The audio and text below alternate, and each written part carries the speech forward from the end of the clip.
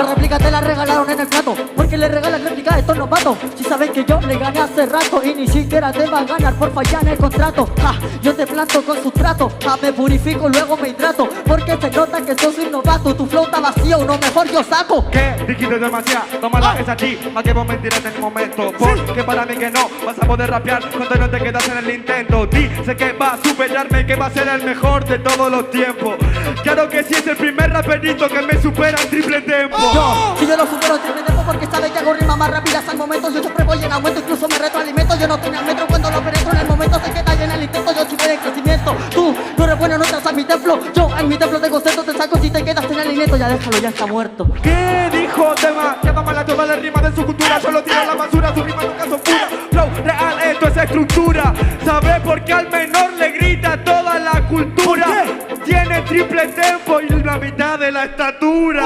Sí, obvio que yo tengo la mitad de la altura, pero tengo más literatura. Tú estás en la litera y mi literación es mucho más dura, porque yo la saco de una manera que es más pura. Y tú te apuras, porque como dijo MKSL es basura. No aportas a la cultura, tu rima no es segura y se censura.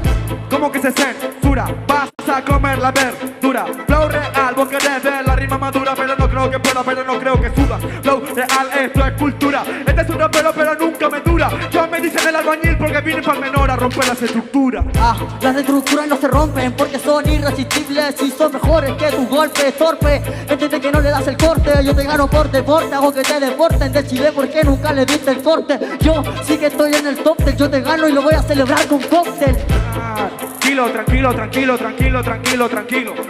Flow del motherfucker como trueno suena siempre en el vinilo. Este rapero dice que es el mejor en las estructuras. Yo solamente veo al Ricto en miniatura. No, yo no soy una miniatura, tengo estructura que son más grandes. Yo, de verdad te pongo censura y me asegura que es un cobarde que dicen que yo estoy tranquilo. Si yo estoy tranquilo, te pido a ti que te calmes, porque mientras yo estoy rabiando tranquilo, te veo a ti desesperado por ganarme.